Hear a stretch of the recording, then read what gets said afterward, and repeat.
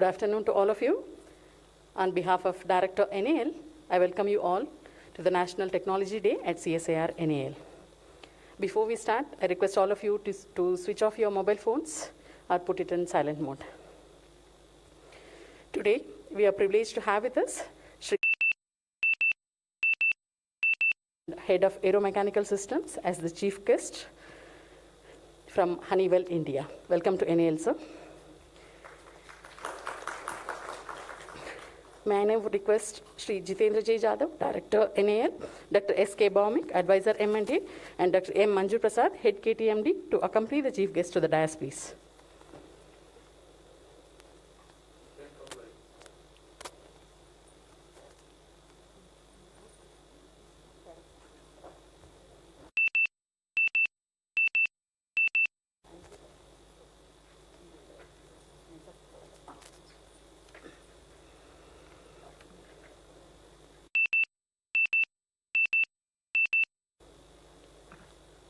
I request our director to welcome our chief guest, Shri.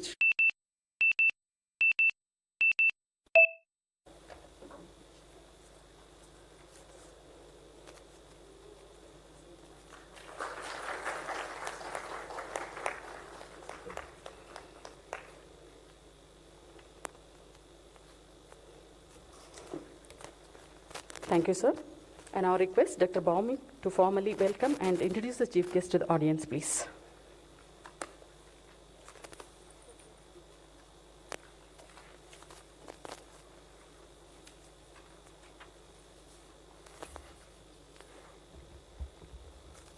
Good afternoon, everyone on the dais and in the audience.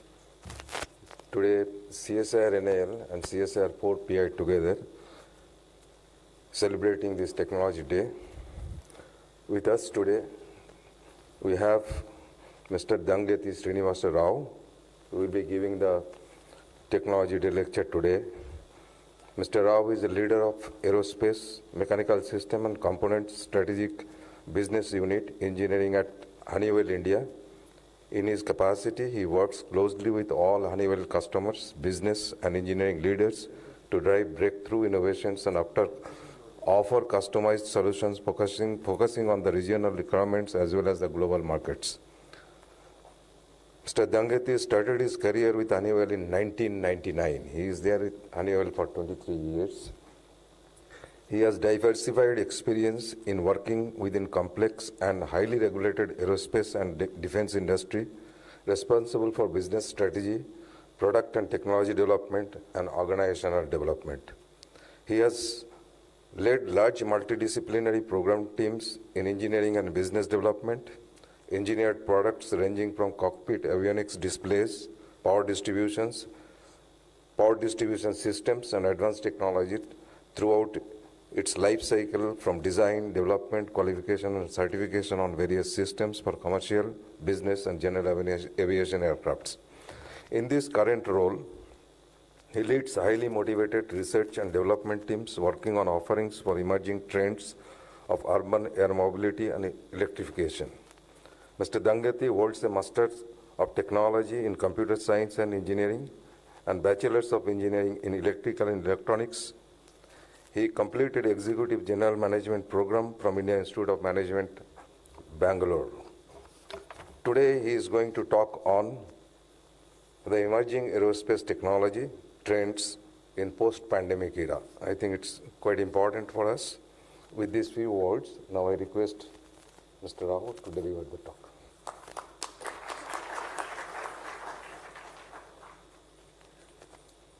I request the dignitaries to move on to the first row, please.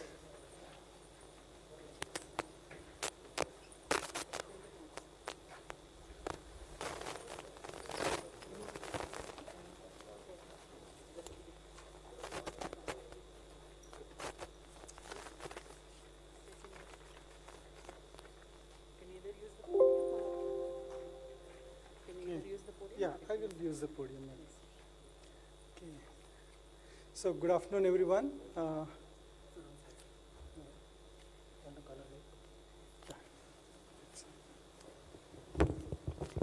It's also fine, I think. I'm sorry.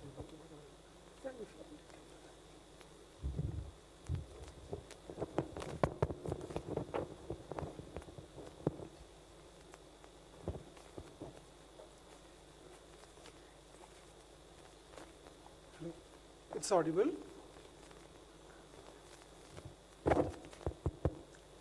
Good afternoon, everyone. Can you hear me from the backside? Okay. Yeah, you can hear, right? I think it's my pleasure and honor to be here to share some of the thoughts on the emerging technologies, mainly from the aerospace, which we are very much passionate about. And today is a special day with a National Technology Day as well, where we proudly celebrate across India. And before I start, I would like to thank Shri Jitendra Jadhav sir, Shri Vomik sir, and Manju Prasad sir for the kind welcome and sharing the dais, giving me an opportunity to share the dais. So I thought before I start, I just want to share. Yesterday at home, I was just telling my kids, I have 2 boys, and I was telling them, tomorrow I'm going to NAL to speak and share some of the experience. They are quite curious, and they said, what is that they do, and what is the significance of the day? So it gave me an opportunity to share about National Technology Day. Hope it inspires them as well to become engineers and scientists in the future.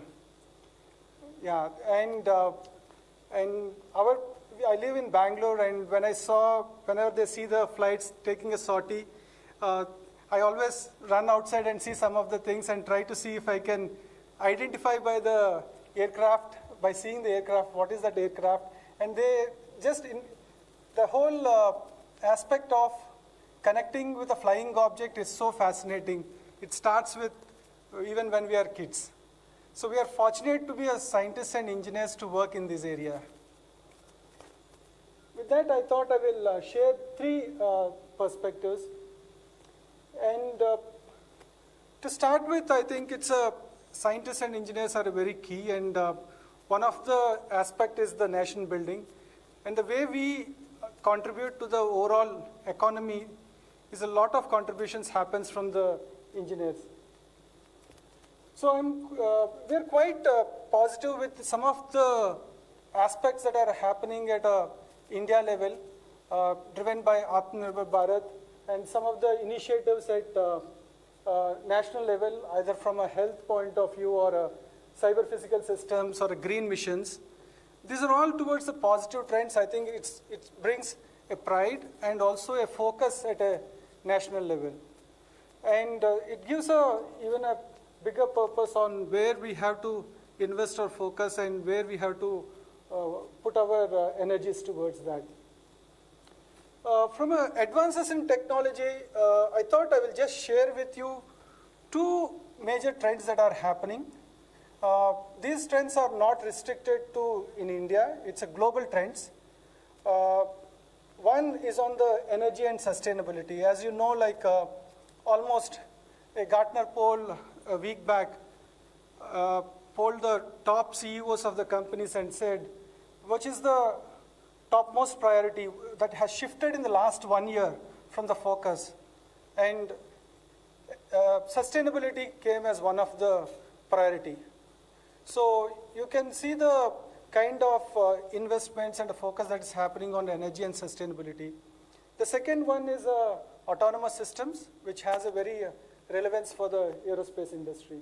So let me a little bit delve into the sustainability goals. If you see the sustainability goals that we have, the 7 goals, are the key aspects which comprehensively addresses on elevation of either from an environment, social, and a governance point of view. This has become much more relevant the post-pandemic world, where every other organization, either you take it as a government organization or a private organization or a not-for-profit organization focusing on this. So this has become very important, and so even companies like Honeywell has putting a lot of focus on addressing these aspects or aligning to these goals. If you see from India, we as a country, we have a very large install base of solar power, that's one of the renewable energy, and also the battery systems that we are developing. That's quite a positive change, and also the goals at a country level, what we have put as being committed to the carbon neutral. So from Honeywell, as an organization, we have committed by 2035, we'll be carbon neutral.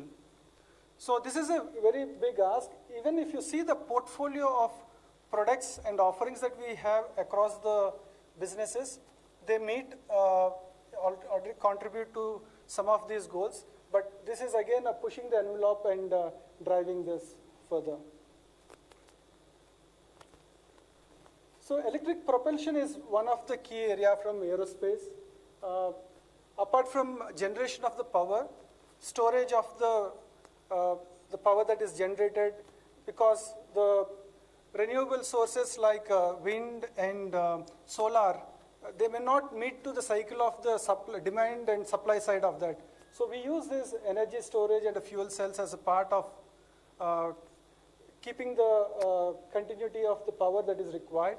And the plastics recycling is other aspect, like which to reduce the overall pollution that causes because of the plastic.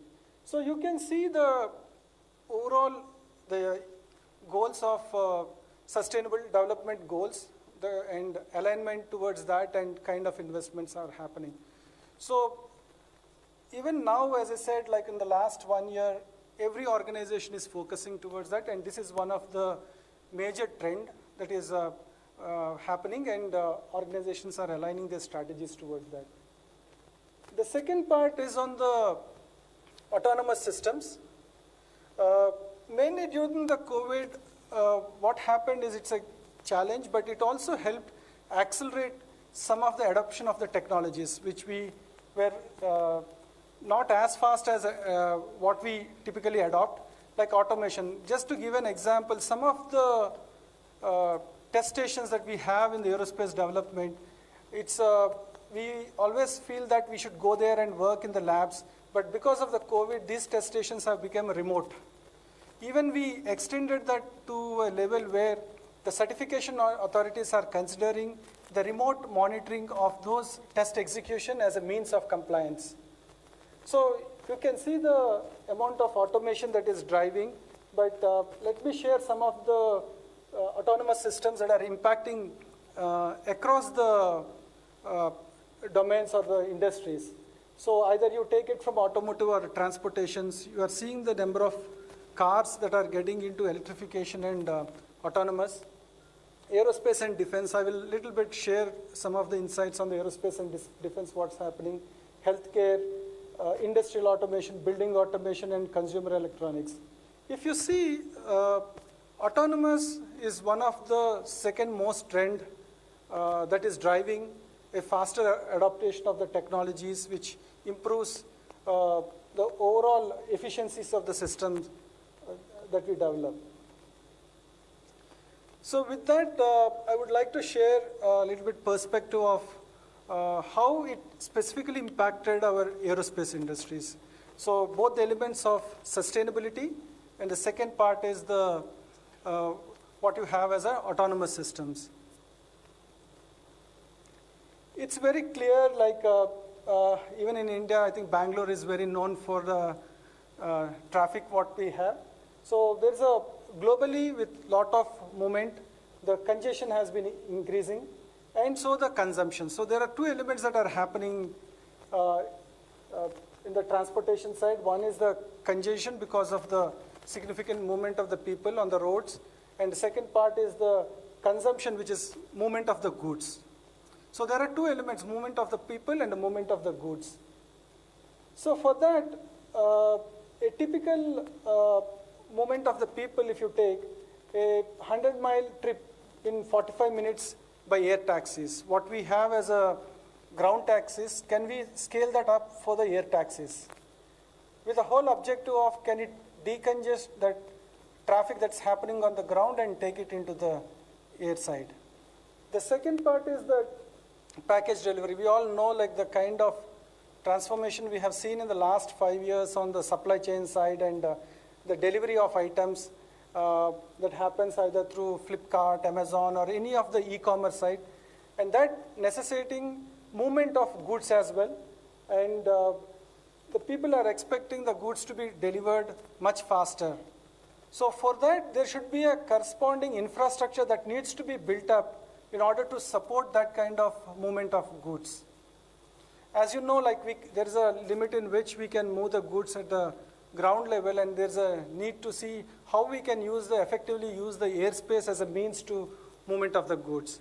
So with that aspect of, okay, there's a need for movement of people and a movement of goods, and there's a clear case of how and what are the criteria for this.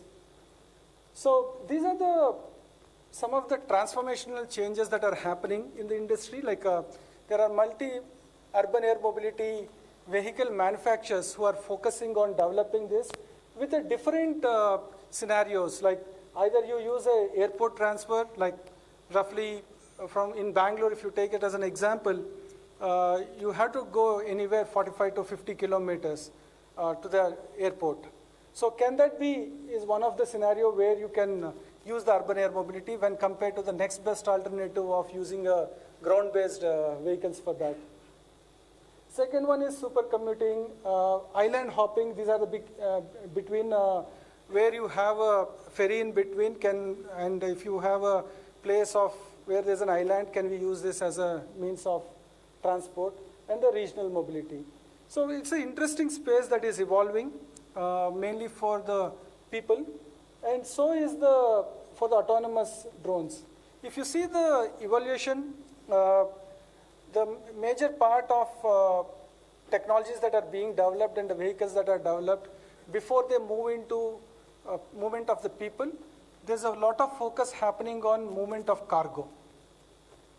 So this need was not there, you can say 5 or 10 years back, but because of the e-commerce that's happening and the movement of goods is becoming important, this particular scenario of movement of delivery of goods is also becoming a priority.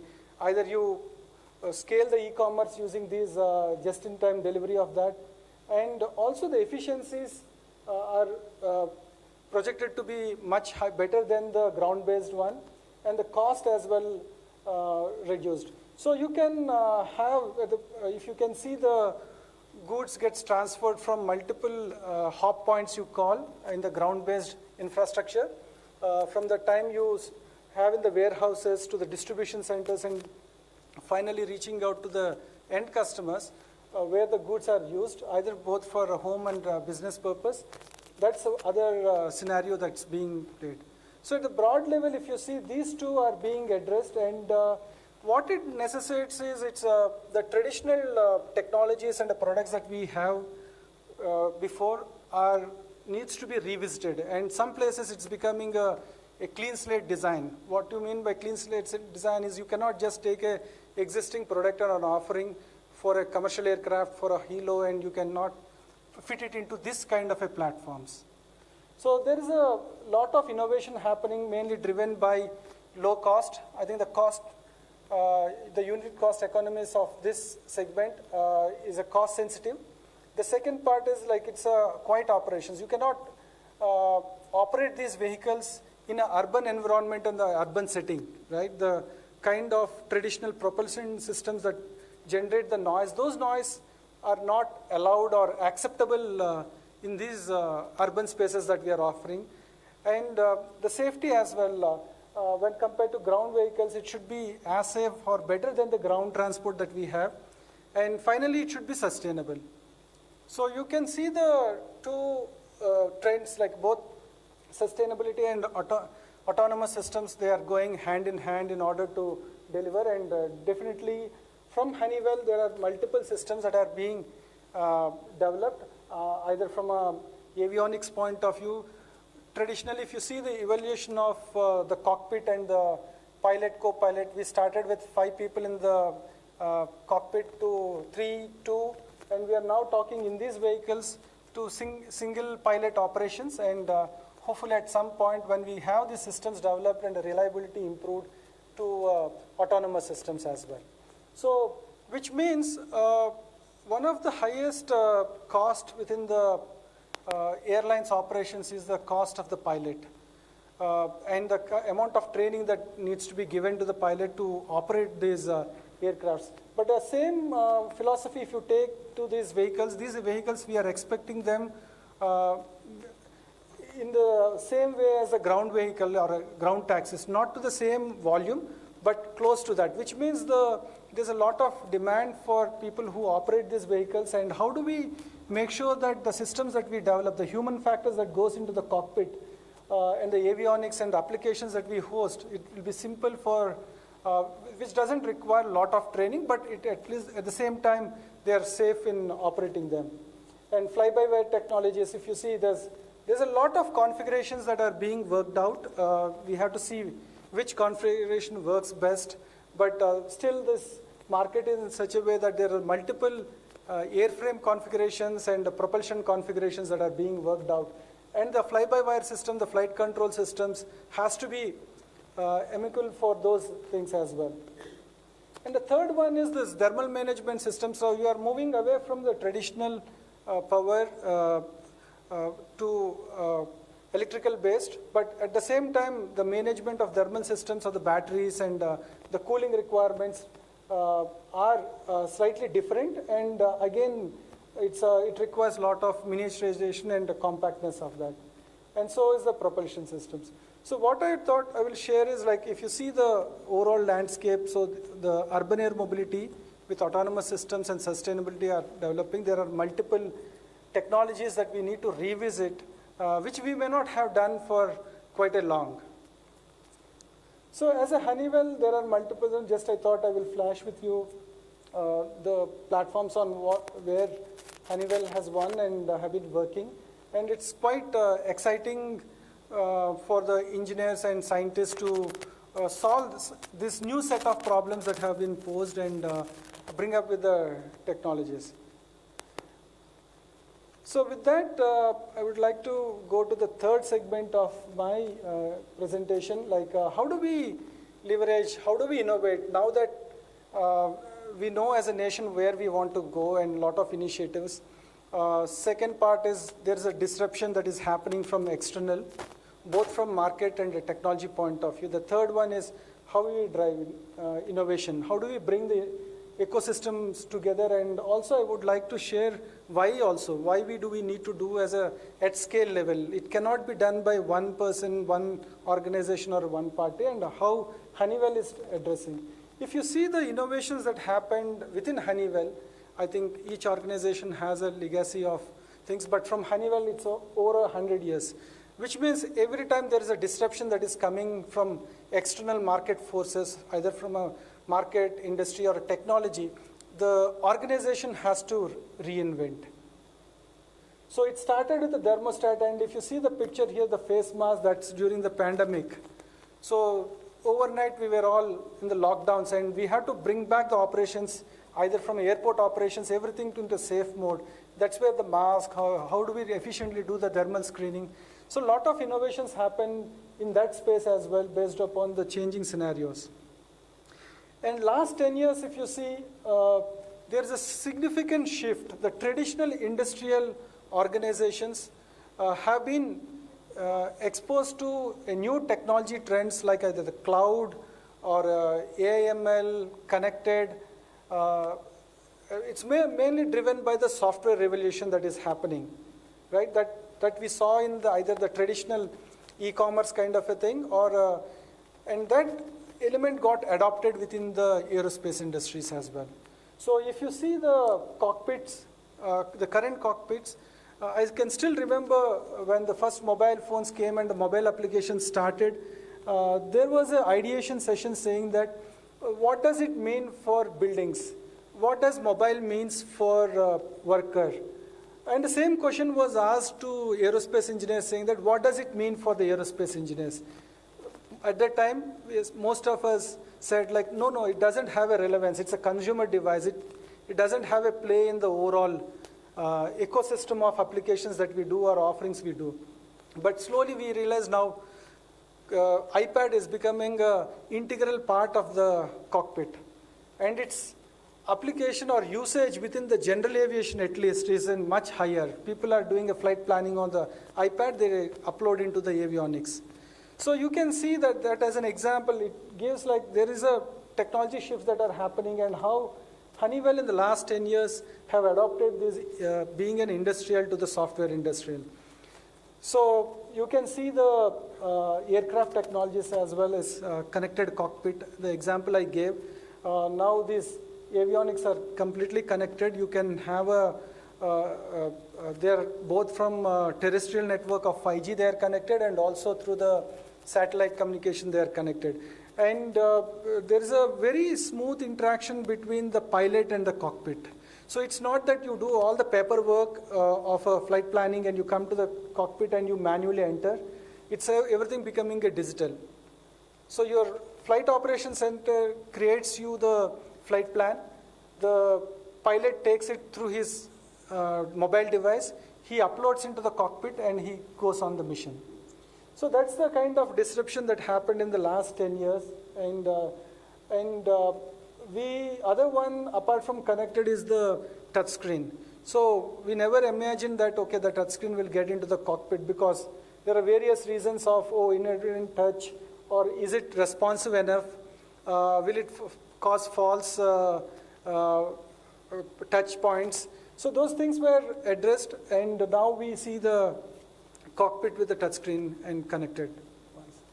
So if you taking that 100 years of what innovation happened and the last 10 years, the disruptions that mainly from the software industrial, how do we see in the next 5 to 10 years or beyond?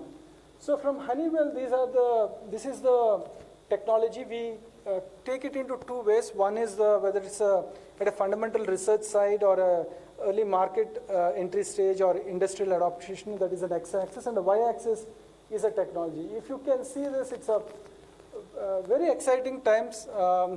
One, from an engineer or a scientist, like a lot of technology disruptions that are happening from a 5G connectivity, sustainability that I discussed, AI/ML, and also some of the elements of the battery storage and quantum technologies that are happening. So these we have to now see and ask the same question what we asked, couple of example I told, the same question we asked.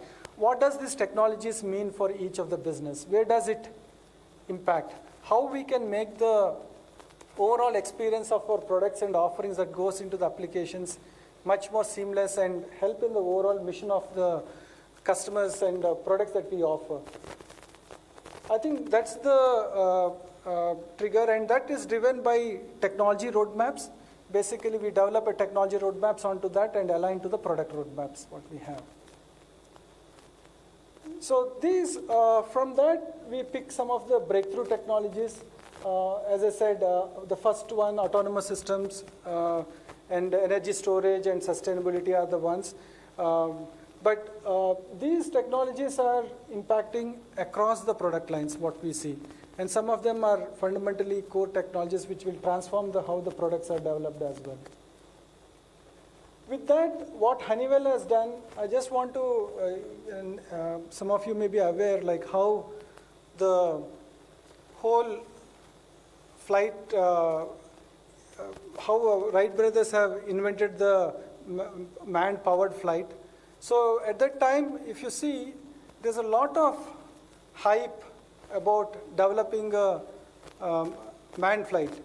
So there are people like Samuel Langley, who is very much funded heavily by the government at that time, and he was closely followed by the media. At the same time, you have Wright brothers who have a small bicycle shop, and they are doing the experiments in a similar way. So if you take that now, in the urban air mobility, what I showed, a similar kind of excitement is there to solve that urban air mobility, and there are many players who are participating. As I said, the configuration of the aircraft, the operations, everything is being explored now. So we know, like the Wright brothers are the ones who invented the powered flight, and they went with the concept of frugal innovation, and they were able to iterate much faster with a smaller experiment with a lower cost. So what I would like to communicate is, it's not about the budgets what we have, it's the ability of the engineers and scientists to experiment and try it out towards these disruptions that are happening. So, as I said, some of the problems are large-scale problems. It cannot be done.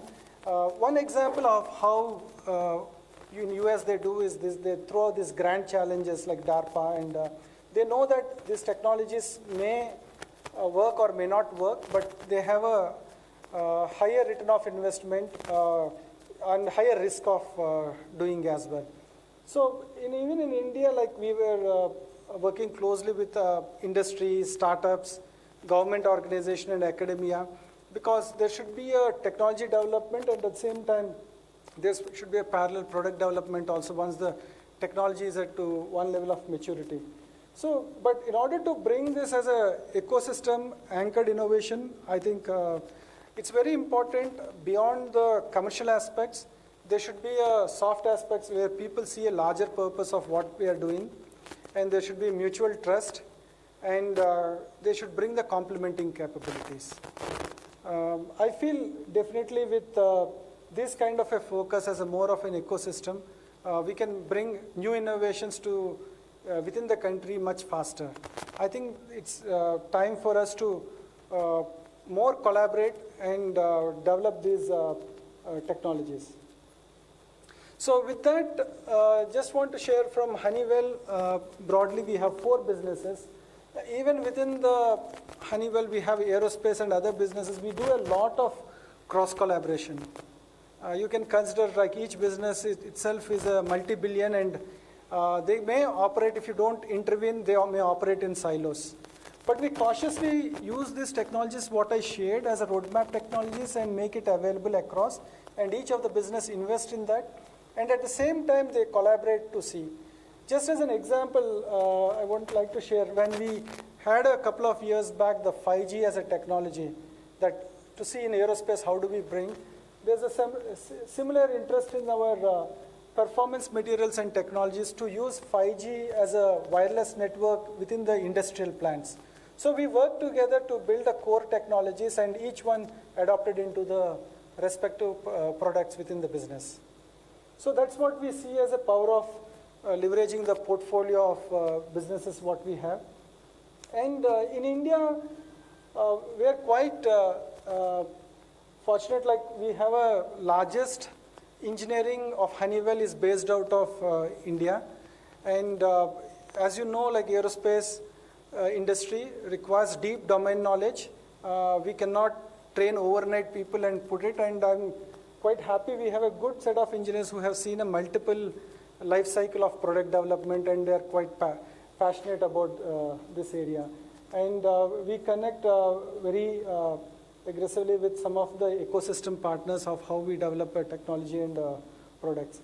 And though we work on global programs, and always it's a passion and a purpose of working on regional programs, motivates the teams heavily. Yeah. So Honeywell Technology Solutions, I just want to share, it's been in India for more than 27 years. And there's as any organization, it started as a verification and validation.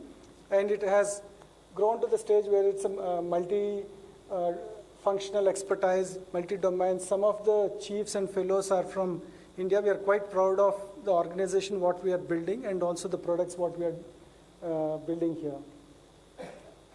So with that, I thought I will just share some of the collaboration what we had in India, like developing for Bell or DRDO on UAVs, and DRDO ITR on a UAV-based bore sight system.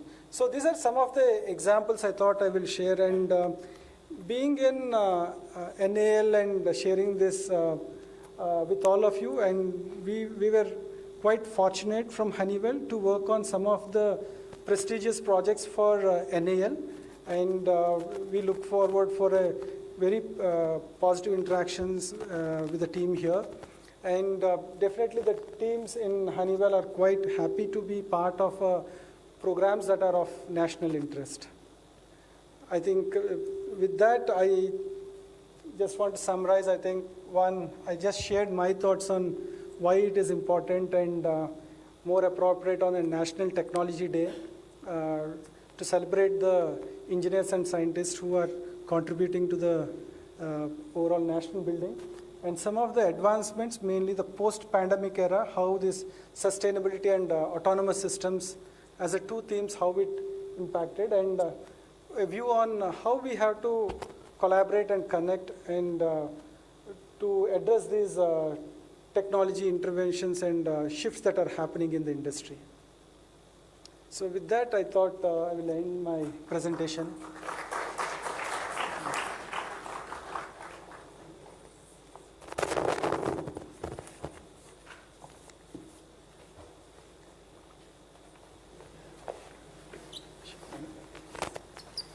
Thank you, sir. Thank you very much for an interesting lecture.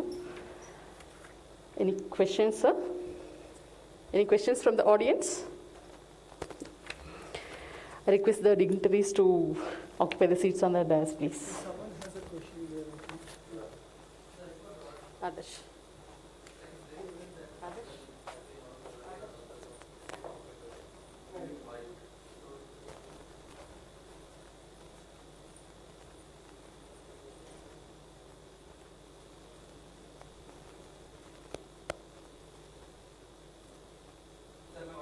Yeah, I can hear you.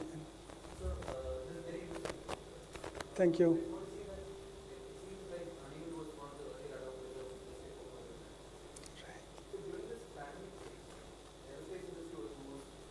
Yeah.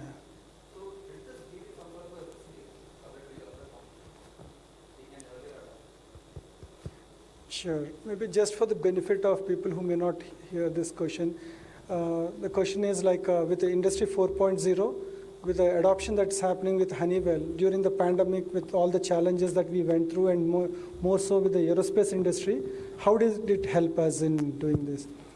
To be frank, the first few months was little panic, I should say, because everybody is not in the office, everything got shut down kind of a mode.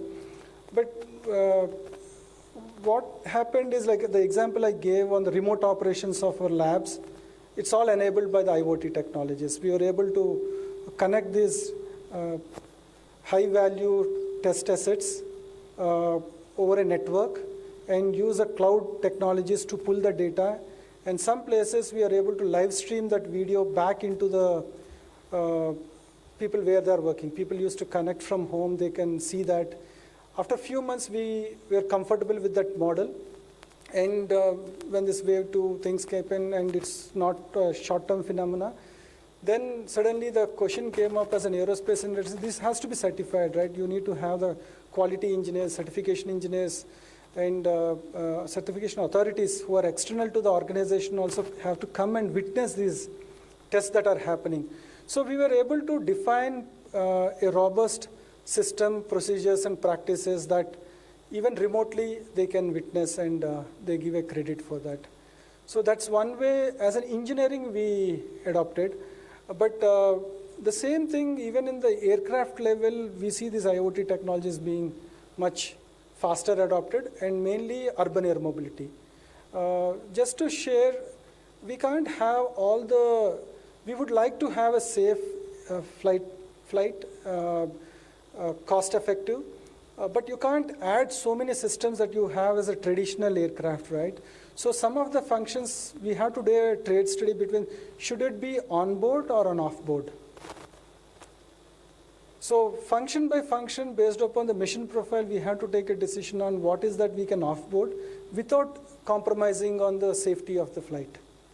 So, and when we are offboarding, the question comes, how strong is the pipe? Is it resilient pipe, which means the communication, which is basically the IoT ones. And that's the trade-offs we have done. And even if we have to do a vision-based landing or a vision-based navigation, edge level, whether we have enough compute power to do those calculations, and we can be hosted on that. Yeah. So that's how we map the IoT ones, technologies back into the products. But definitely pandemic has accelerated, and also some of the work that the engineers worked during that time, They responded, they came, across the businesses they came and worked on products that could potentially help the people during the communities and the people. I'm quite happy that we led an initiative within HTS for the global organization. We designed face shield, we designed ventilator, multiple like real-time health monitoring things can we do as a remote. It's beyond aerospace, people came together and worked on that. Yeah. So that's why I say that post-pandemic, it's a new era. It's not that we'll go back to the pre-pandemic. It's a new baseline in which we operate, and technologies are the enabling technologies are a key element of this. Sorry, it's a long answer, but. Okay, thank you. Any more questions? I think so. Yes, sir, please.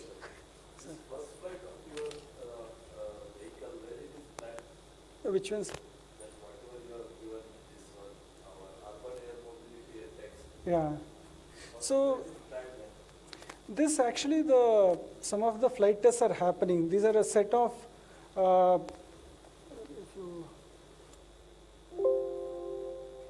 there's a set of OEMs that are developing these aircrafts. Yeah.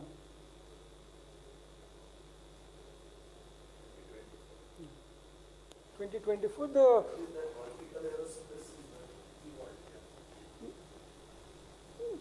vertical aerospace, I have to check. So when.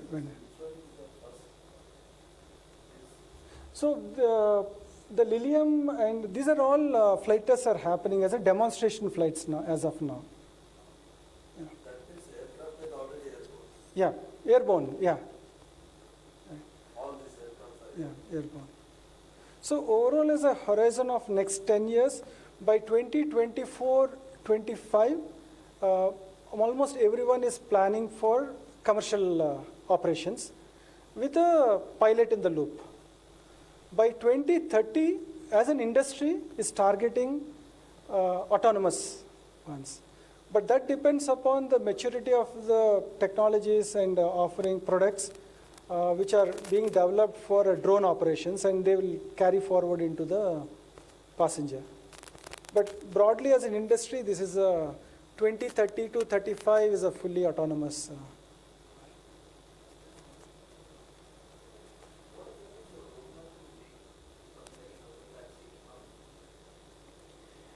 Yeah, I think the question is what is that makes the urban taxi economical, right? I think in one of the slides I have mentioned that these are the things. It should be low cost. You cannot take the baseline cost of the traditional avionics or mechanical systems and package into this. Either you cannot take a Hilo offering and say that hey, it's the same as Hilo and use it. It should be low cost. But the cost economics, like because of the volume is higher here, the number of vehicles will be higher. That's how it is projected. You will benefit from the volume what you have. And the quiet operation, the safety aspects and sustainability aspects of this. Yeah.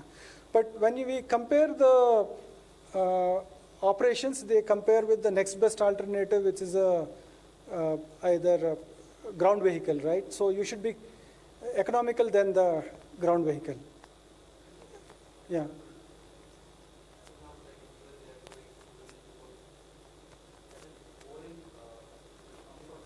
Yep. Right. Yeah. Right. Yeah. Is it working? Yep.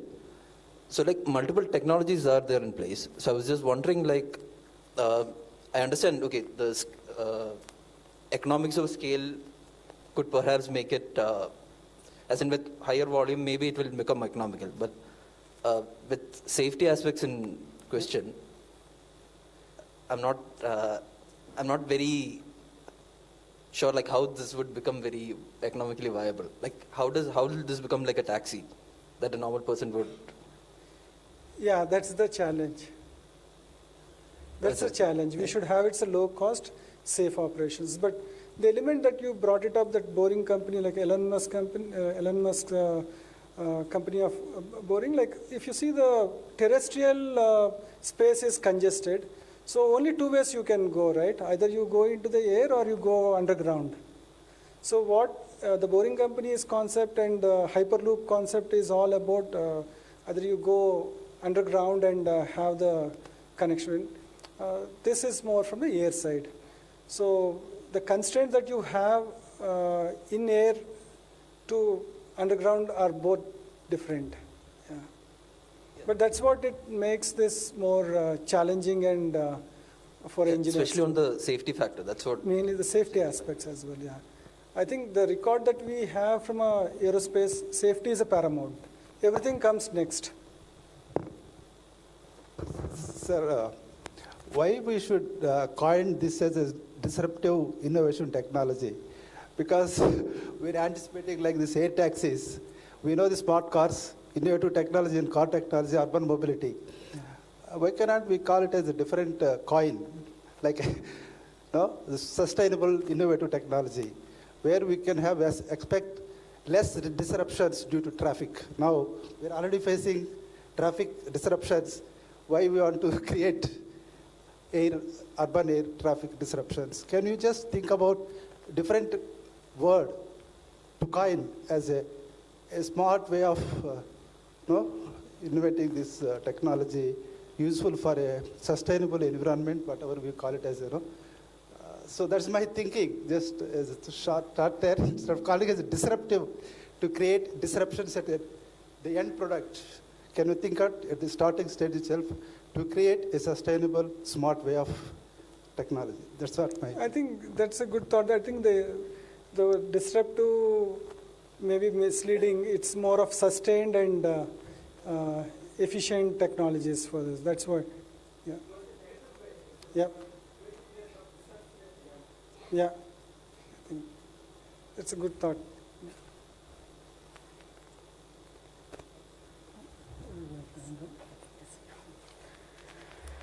Yes, sir.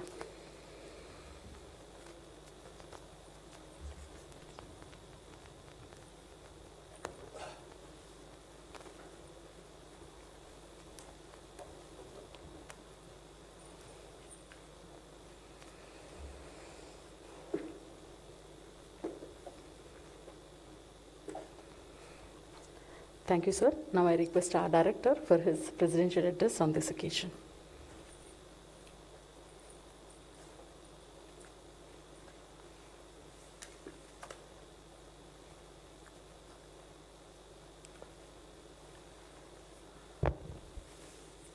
Good evening to all of you, Mr. Srinivasa and all other my senior colleagues here.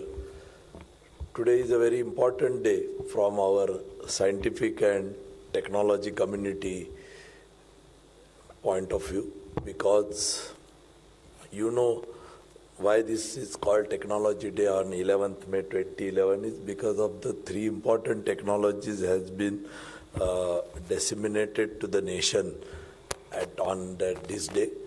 And we should be proud that one of the technologies from NL, that is Hansa 3.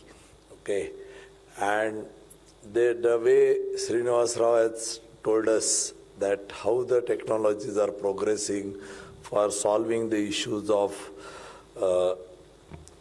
zero emission as well as the sustainability. So very important overview we got from him. And we see that where is the world going and how we should get quickly adapted to the technologies, because today we are just made a Hansa 3 into Hansa NG, which is after a long gap. And then we have a roadmap which we discussed recently. We had a workshop and we discussed how to go to the electric aircraft, because India has to go to electric aircraft. But that is the one more part. But the other part is how to go for an autonomous vehicle, carrying passengers, taking them to one corner of the city to other corner of city. So there are a lot of technology challenges into it. As somebody has pointed out that what are the technology challenges of taking this electrical mission forward.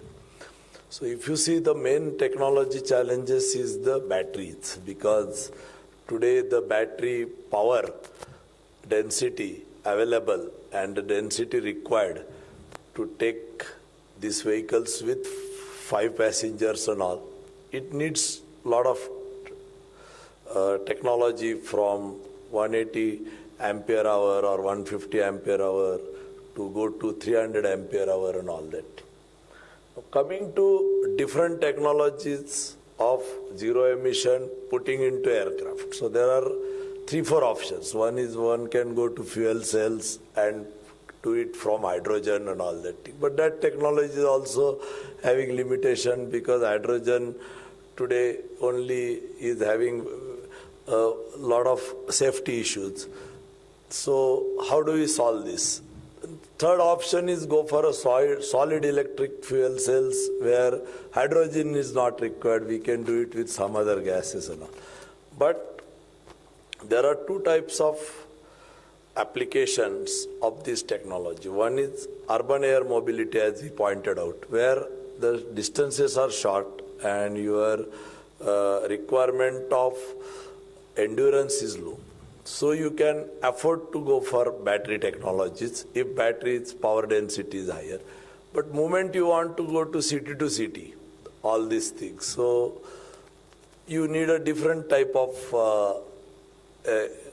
hybrid or other energy management technology, because with batteries you cannot go because the takeoff power of our aircrafts and continuous endurance of our aircraft of 1 hour and all is not possible with the technology today available. So there is a lot of work has to happen to get this one of the technologies selected for correct applications. So that is what very important.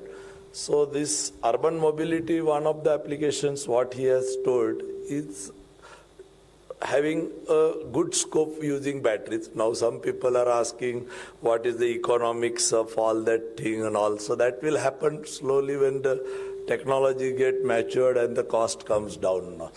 But which technology has to be selected for which purpose is very important when we go from the fuel technology or aviation fuel technology to the zero emission technology. So there is a wide disruptive research or application oriented research is required, and we have already started it.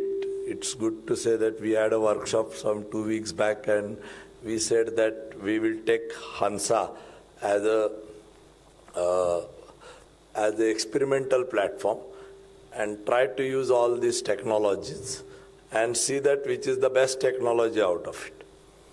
But only electronics doesn't drive all this technology. Our structure people has to also drive technologies, okay? Because see, the lighter and giving all these G levels compactable and all is the most important thing, because all these electrical technologies, major problem is weight.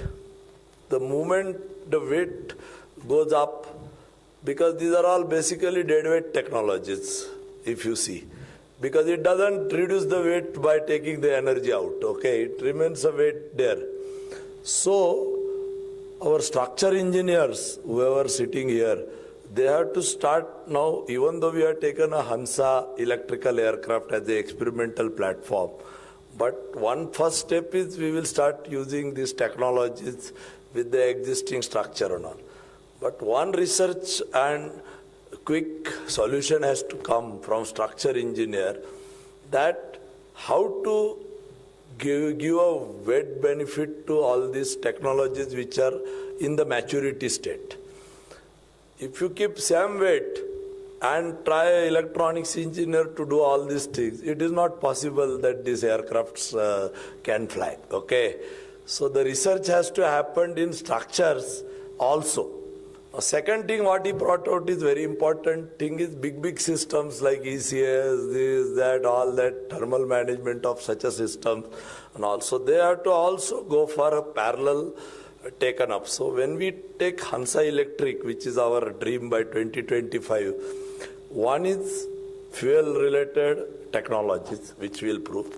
Second should be structural related technologies. And third is also other mechanical systems, because we cannot put such a big mechanical systems and do it again. So what we are trying to do is, there is a company called Pipistrel where they have done same approach and came to the world's first electric aircraft for flying trainer, okay. So they are also taken an airframe which was flying with as a two-seater flight trainer, and then drastically reduces the structural weight by new technologies, which we don't know what technologies they are used, and then drastically reduce the mechanical system weight, and then that weight benefit has been given for this emerging technologies which are battery, fuel cells and all that. So that way we are taking our this, why I am talking all these things in this technology day, we are starting a new project which is called electrical aircraft, and taking Hansa NG as a experimental platform, proving the technologies, all Indian technologies, because here though we go to Honeywell and get all other fly-by-wire and all that technologies from them, but the others are most important, like fuel technologies, structural technologies, and all that things should be indigenous. So parallelly, we are going to start all these things and see that we take Hansa Electrical first flight by 2025. So that's all I can say from this technology day. And I once again thanks Mr. Srinivasa to taken his valuable time and given an excellent overview of how these technologies after pandemic. As he said, we also in pandemic we did ventilator, we did that what you call BiPAP ventilator we have done, then we have done that suit, all that thing we also did because there was a need of the country. So we fine-tuned our work and people has come to the thing. And then one good thing we learned is how to work on digital platforms. So that is how the learning for us during this pandemic. So today it has become very easy. It was very difficult in government to work on digital platform and meetings and solving problems and all. But now we have become most comfortable to join digital platform rather than going for the meeting into the meeting hall and do the meeting. So that has really changed the real thinking of the people, including the people who are not used to it, because private people at Honeywell may be used to it, but we were never used to it. But today we are totally in digital domain. We don't go to meeting halls and all that thing unless and until the problem needs to be resolved with a very concentrated effort. So that's how the world has changed, and now it is definite that our country's mission of green energy and sustainable energy, sustainable development and industry for put together, we are also taking the program of electric aircraft forward. Thank you very much. Thanks a lot. Thank you, sir. I now request Dr. Manju Prasad to propose vote of thanks.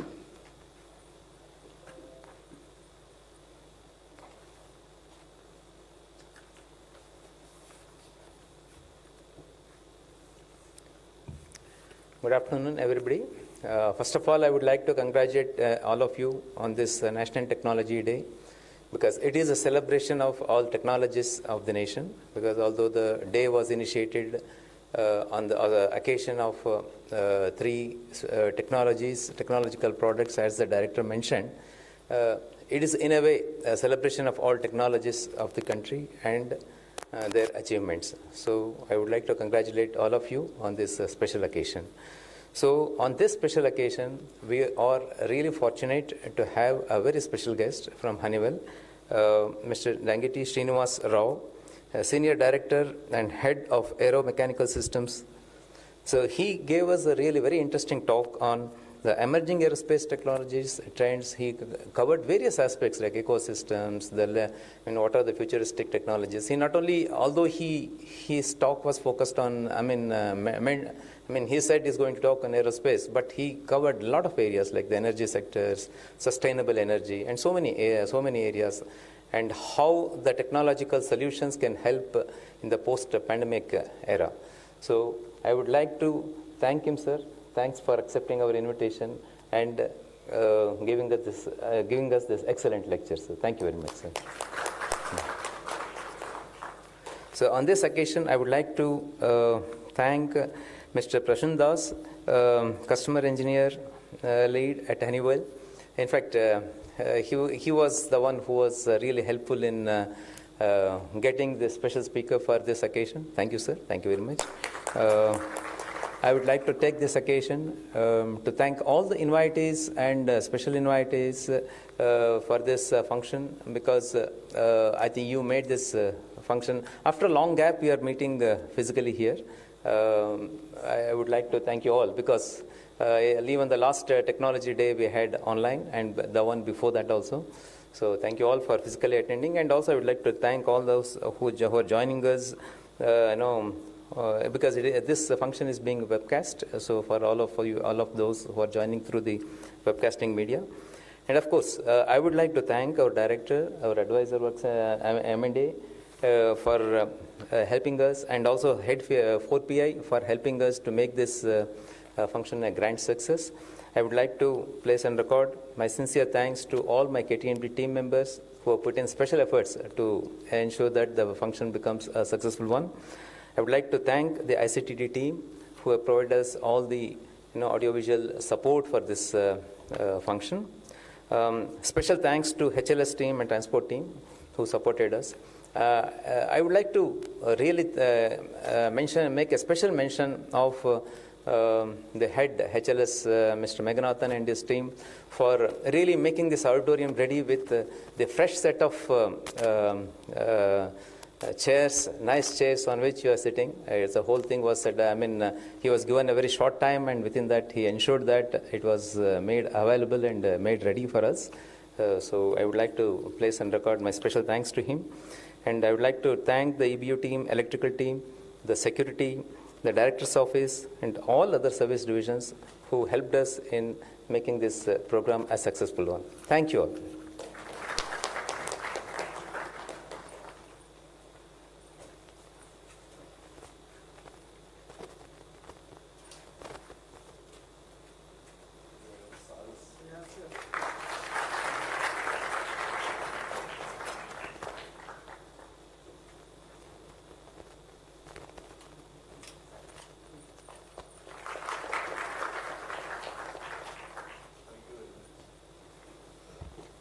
Thank you all. We will conclude the program with the national anthem.